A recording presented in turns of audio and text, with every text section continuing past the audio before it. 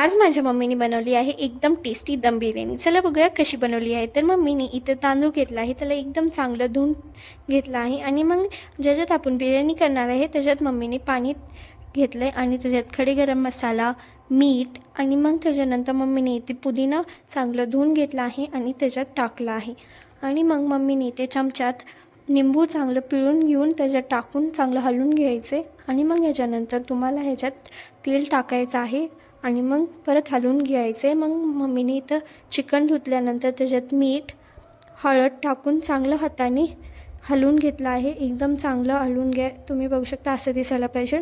आणि मग त्याच्यानंतर त्याच्यात चिकन मसाला आणि चिकन बिर्याणी मसाला टाकून द्या आणि मग लाल तिखट मसाला टाका आणि त्याच्यानंतर हे पण टाका दही टाकल्यावर त्याच्यावर मग परत त्याला हाताने चांगलं हलवून घ्यायचं आहे, एकदम एकजीव करून टाकायचे, असे एकदम एकजीव करायचे। आणि मग त्याच्यानंतर कांदा कापायच्या आधी मम्मीने इथं ते तापलेल्या पाण्यात तांदूळ शिजवायला टाकलं आहे।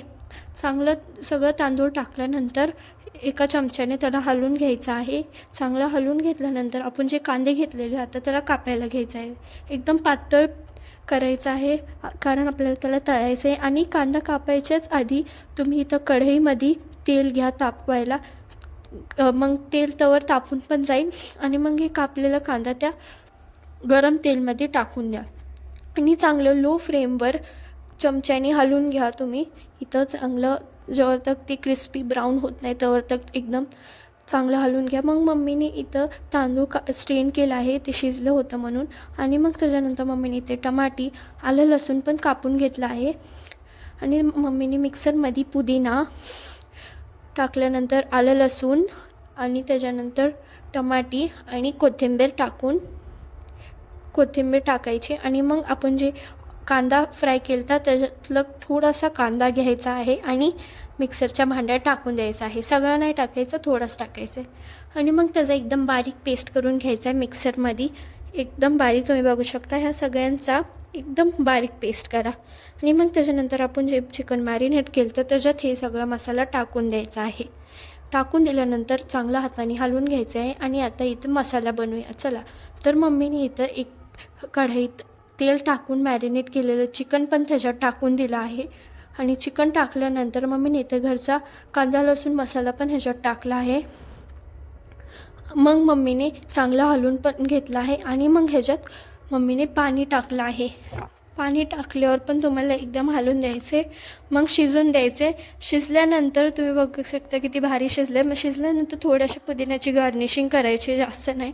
मग इथं मम्मीने दम लावायला घेतला आहे। मग पहिला जी लेअर असते त्याच्यात मम्मीने मसाला टाकला आहे आणि चांगलं कॉर्नरपर्यंत सगळीकडे स्प्रेड केला आहे आणि दुसरी जी लेअर होती ती भाताची होती। मम्मीने मसाल्यासारखं भाताला पण चांगलं सगळीकडे स्प्रेड केलं तर तुम्ही बघू शकता। आणि दुसरी लेअर झाल्यावर मम्मीने इथे तिसरी लेअर परत मसाल्याची घेतली आहे, चिकन मसाला टाकून चांगलं स्प्रेड करून घ्यायचे तुम्हाला।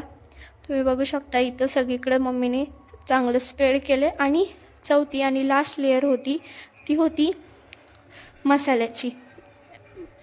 मसाल्याची झाली तिसरी लेअर। आता ती चौथी लेअर होती भाताची। मग चांगली भाताची लेअर टाकायची, सगळीकडे स्प्रेड करून घ्यायचे।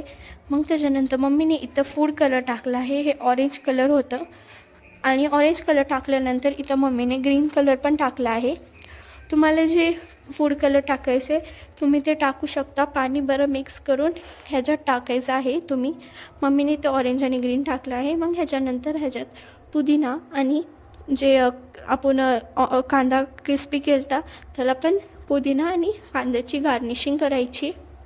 मग झाली तर आता गॅसवर तवा घ्यायचा आहे आणि त्याच्यावर दम लावायला घ्यायचा आहे, 15 मिनिट ठेवायचं आहे।